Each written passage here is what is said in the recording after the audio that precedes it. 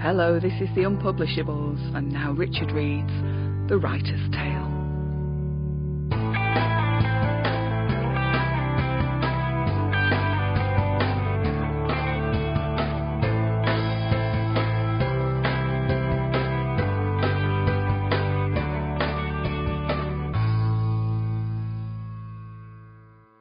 A horror writer must constantly reach into the darkness and touch the unknown, moulding whatever they have found into words, hoping, ever cautiously, to contain it upon the page. Sometimes, though, when courting the trails of chaos, the spirit of evil does not respect the limits placed upon it. Sadly for the writer, when this act of rebellion occurs, its power is all-consuming, and it inevitably ends in death or madness. The demands for inspiration and new discovery, however, often prompt a man to follow the darkest path, and many fall foul with little knowledge of what they are doing. Such is the way of evil. It can seduce and corrupt the individual, making them believe the darkest, most foul trickery is the purest, most beautiful light of day. In just such a setting, I found my own doom, and it was there, at a place called Lilac Lodge, that my story begins. I was suffering from a spell of writer's block. The well of inspiration had run dry, and, in my quest to regain all that I had lost, I had come to be at the small country cottage. It sat a short distance off the North Coast Road, along an old dirt track, bordered by 2 cornfields and surrounded by the light fragrance of summer flowers. The setting was not exactly heavy with the atmosphere of ghostly happenings, but, in spite of the picturesque thatched roof and leaded windows, I had hoped that it would be from there that my latent creativity would flow. The reason was quite simple. Pretty as it was, Lilac Lodge had had an unhappy history. Its beauty was tainted by a story of witchcraft and murder, and I sought it as my refuge in the hope that I might gain some experience from the legend stained upon its walls. The help that I had required was from an old witch called Anne Salis, who, in spite of her execution in 1646, was still said to perform her evil. Fairy tale stuff, true, but the local population had been convinced enough for most of them to have evaded my inquiries. Even the estate agent, a rational man of business who had not wished to talk of ghosts, conceded a similar story. He had pointed to a blackened stump in the garden where she had finally been hanged and burnt some 200 years after her death. Whether it had been true or not had had little consequence in my mind. All I had been interested in was the story and what it may have offered me. Even so, when the estate agent had left and a cool breeze touched my arm, I still felt the first creep of fear enter my soul. Perhaps I was being unwise. I was no longer so sure of myself and did not know. However, my story needed to be written, and I stubbornly refused to be scared by a silly ghost story. Walking towards the front door with a determined step, I entered the cottage. Inside, my senses were assaulted by the overpowering tang of old timbers and the smell of damp walls. Without doubt, and I was by no means a spiritual person at all, I could feel the corrupted soul of Anne Salis reaching out to me from every corner. Her presence was strong, and I was determined to make contact that very evening. Before then, I sat down with my research notes and revised the story of her existence and how best to converse with the witch. The story I read was one of an elderly woman who had been accused of consorting with the devil.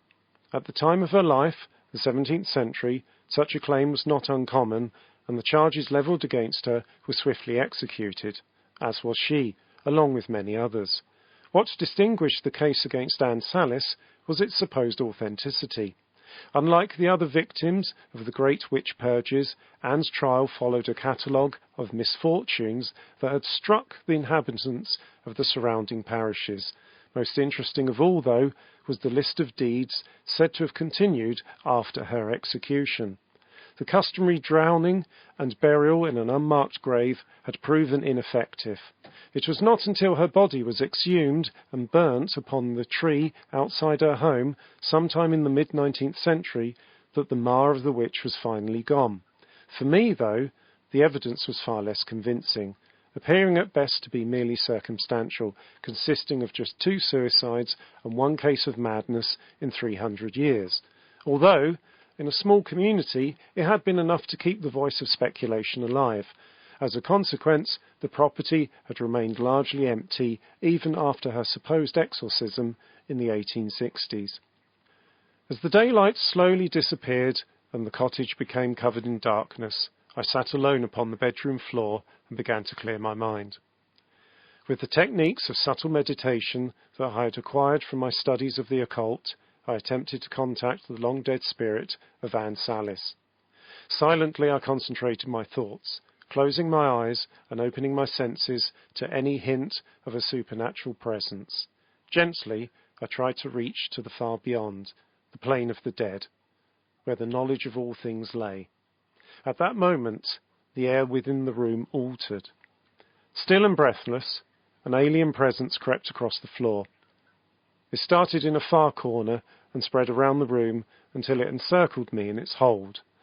I sensed that it was an aura that appeared to precede an earthly body. Anne, I thought to myself, with an excited shudder that promptly froze. Of a sudden, my heart rang cold. The moment I had sought had arrived, and I was scared. I looked towards the door and imagined I had heard some movement from behind it. I'd wanted it to go away, but it was too late. The witch was there. A knock sounded at the door. I looked away and tried to pretend that it had not happened. Again, there was a second knock. I ignored that also. There was a long pause, during which time I believed that the spectre had gone, but it had not. Violently the door shook, banging and hammering as though it was about to be thrown from its hinges. Terrorized, I released a gasp of fright that caused the door to stop shaking. I breathed a moment, feeling the air leaving my lungs as a heavy weight may have done, and listened intently for any further noise. In a curious sense, I felt somehow lighter, as though a part of me was lost, more fragile than weak. I attributed my hollow feeling to fear, suspecting it to be only a temporary thing that would pass with time. Eventually, I stood up and headed towards the light switch. With light in the room, I recovered myself and opened the door. "Leave well alone," hissed the ghostly apparition of Anne Salis as it pointed an accusing finger towards me. Its face gnarled and blackened with decay. With unblinking pits for eyes, it moved closer, its flaking lips snarling in a tight grimace as its diseased breath repeated the timely warning, "Leave well alone, or you'll rot in hell." Slamming the door shut, I leant with my back against its frame and gave an icy shudder. With my heart pounding, I swallowed hard and sank to the floor on trembling legs. As I did so, I became aware of a cold atmosphere that had entered the room. It circled around the corners of the walls and moved steadily inwards, surrounding me with its cool and unnatural touch. I feared Anne's return, but I found that I could not move, being forced to endure the ugly sensation as it weaved its way around and even through me. Touching my heart and making me gasp with laboured breaths that squeezed ever tighter at my chest, I felt the hand of death.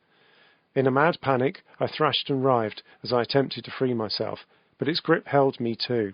Suddenly, I could take no more, and the burning sensation within my lungs spilled out into an almighty yell.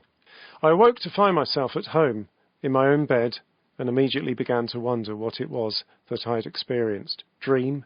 Madness? Or mere delusion?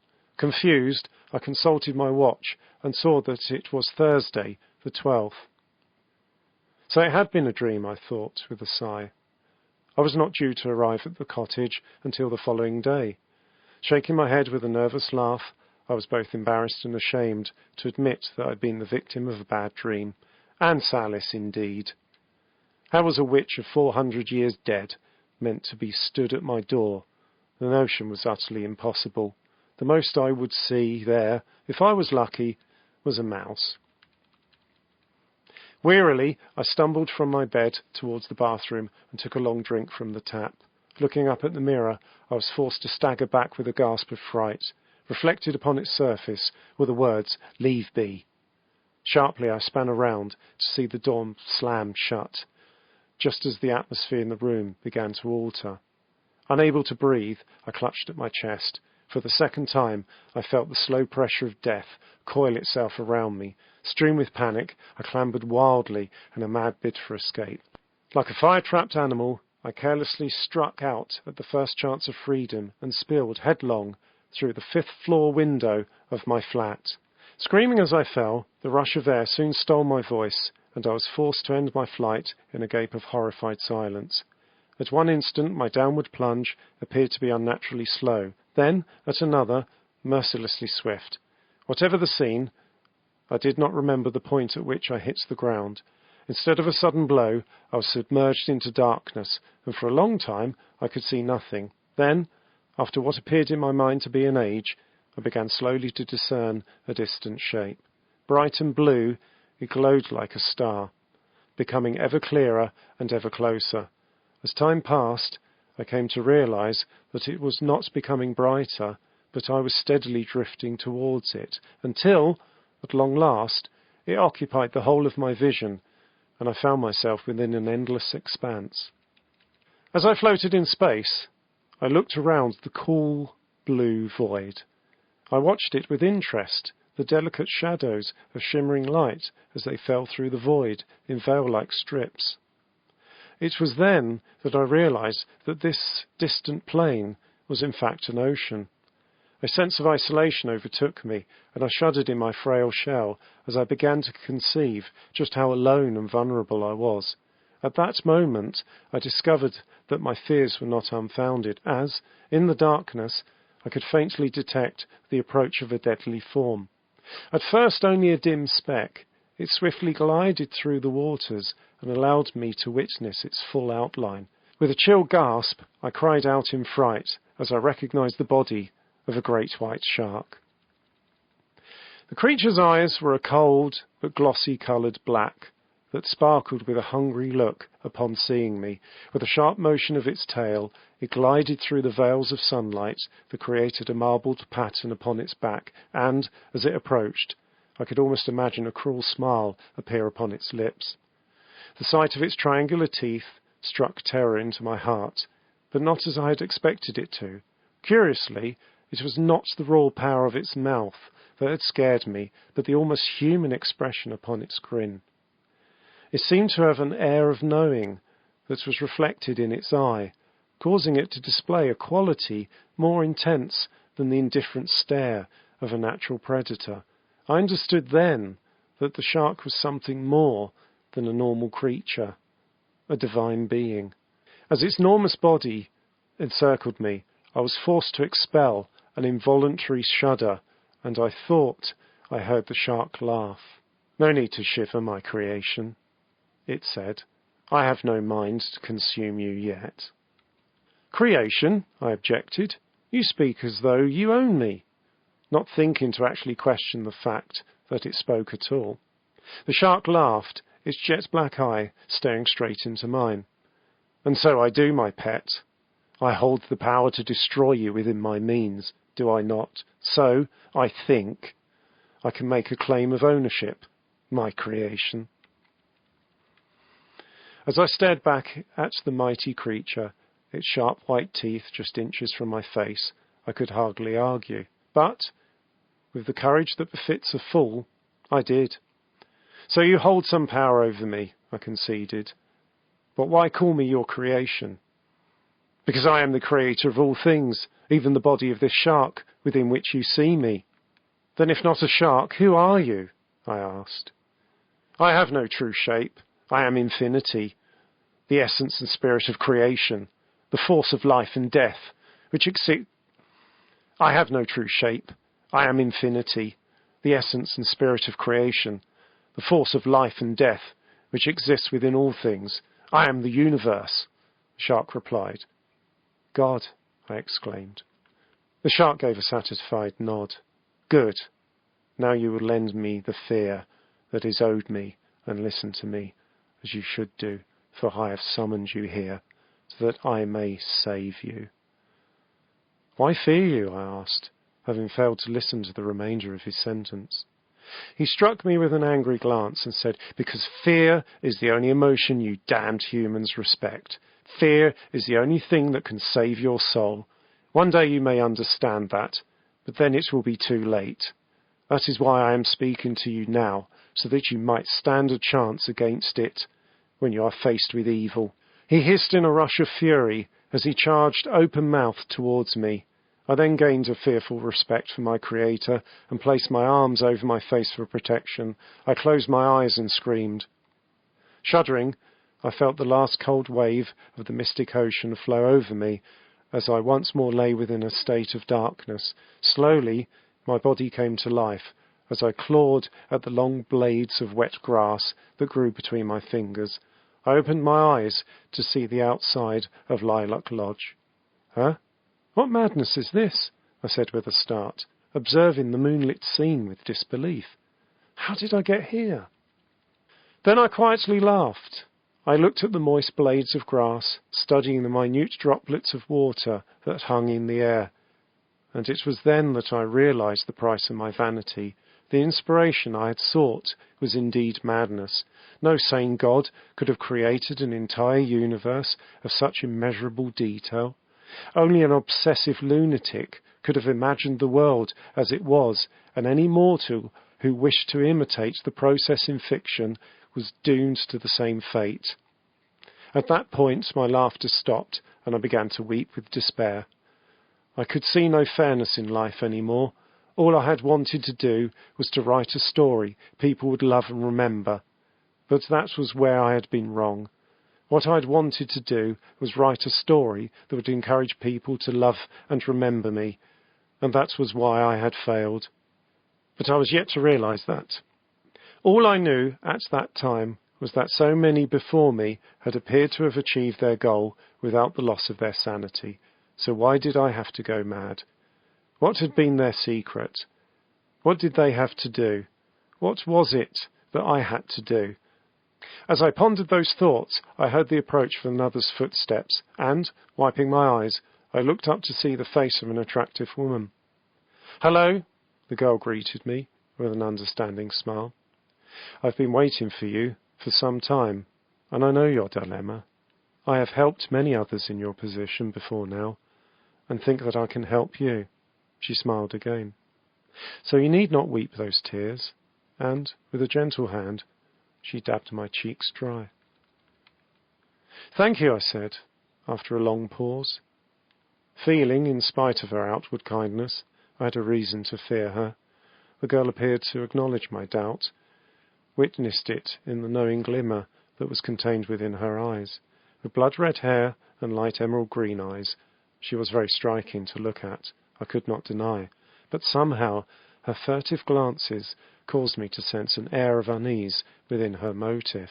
"Why do you want to help me?" I asked, challenging the underlying evil in her stare. "Simple," she smiled, "to save your sanity and give you the story that you desire." "How do you know about that?" I exclaimed. "My servant, the witch, told me. She said that you needed a story. I have one, if you're willing to pay the price." "What price is that?" I asked. "Why, your eternal soul. That is the price I ask." "Eternal soul?" I exclaimed. "But who are you?" The girl looked at me and smiled. It had been a question that required no answer. "Oh God," I muttered. She twitched an eyebrow, vaguely amused by my misrecognition, and said, "Close."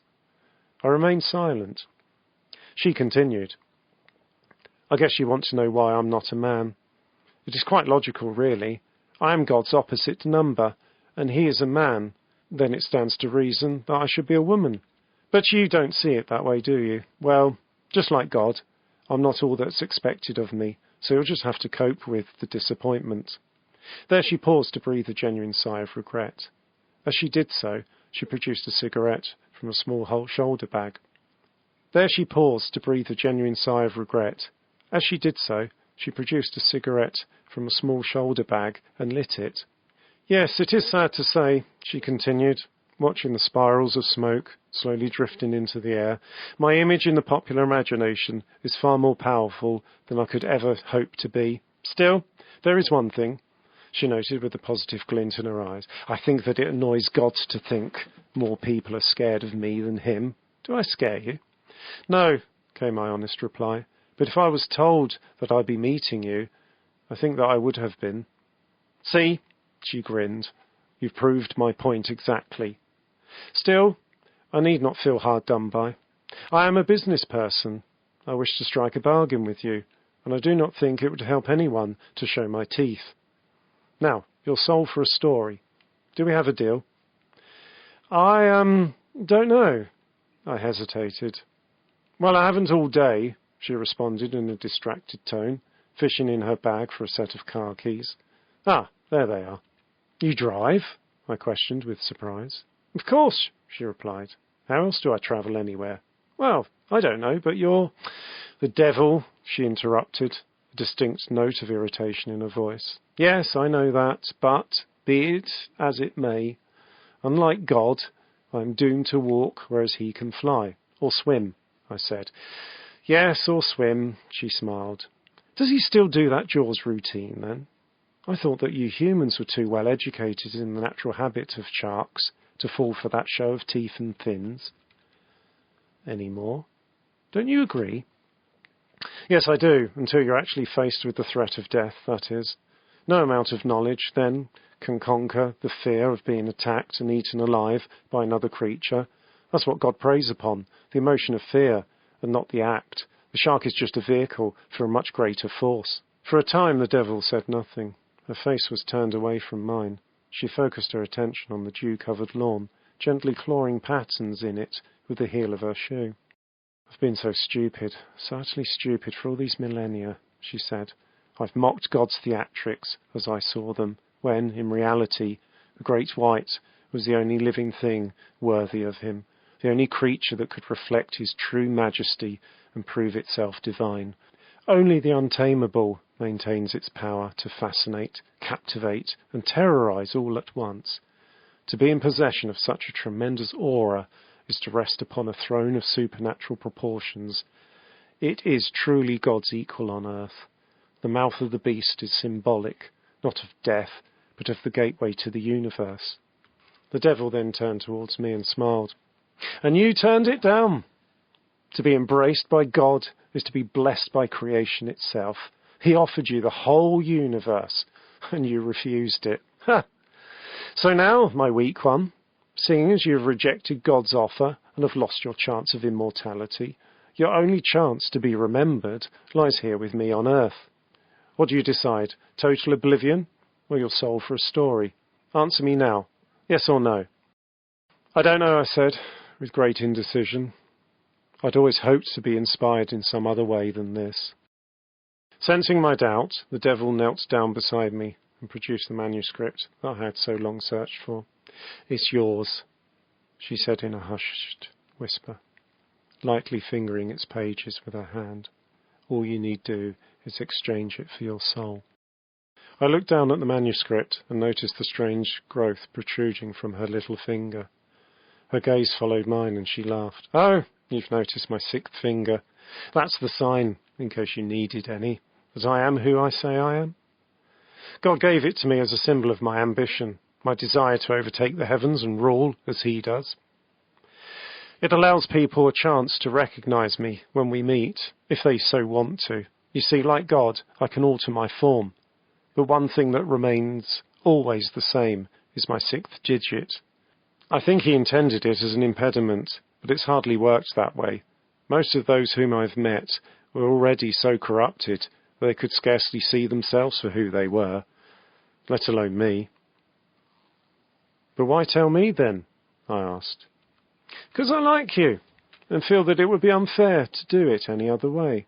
The great and the powerful are always corrupted with their own self-adoration and lust for immortality long before I meet them, and they deserve no explanation.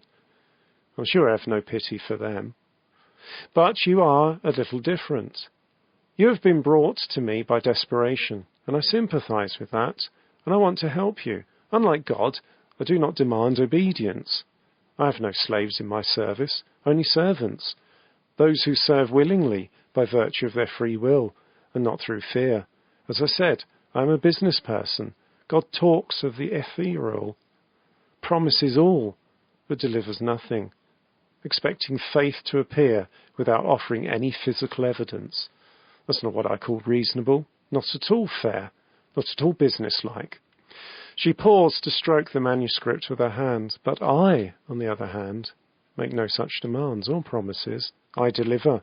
Here is your manuscript, the story you have searched for, and, if I may say so, the one you have already worked so hard for. This is yours. You have earned it. It's only right that you should take it. Is it a deal? Do you accept? She took my hand and placed it upon the manuscript. Feel, she rasped in a low voice, the manuscript that you've so long desired. Here, real. It's yours to touch. Now take it. Slowly her hand left mine. I could feel the pages beneath my palm. True to her word, the manuscript was indeed real. I considered her words and realized that she was right. I had earned it. No one had searched as hard as I had, gone through the labours that I had in order to discover my story. How many other writers had left their desks and sought inspiration in a haunted house? There were none that I could think of. Yes, yes, I whispered in a feverish breath. I'll take it. Eagerly, I grabbed the manuscript and read through its pages. To my disdain, however, there was not a single line within it that did not already appear familiar to me. Every detail of the past 2 nights were there.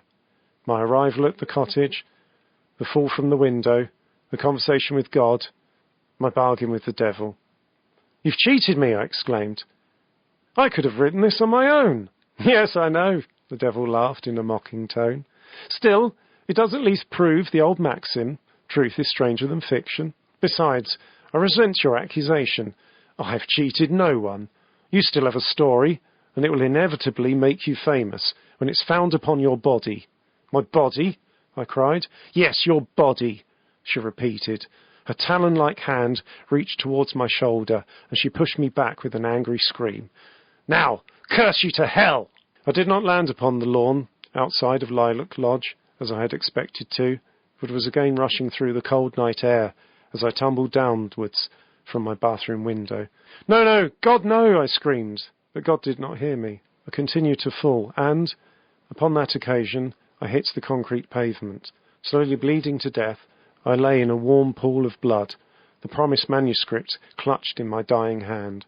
Indeed, I would be famous just as soon as I died.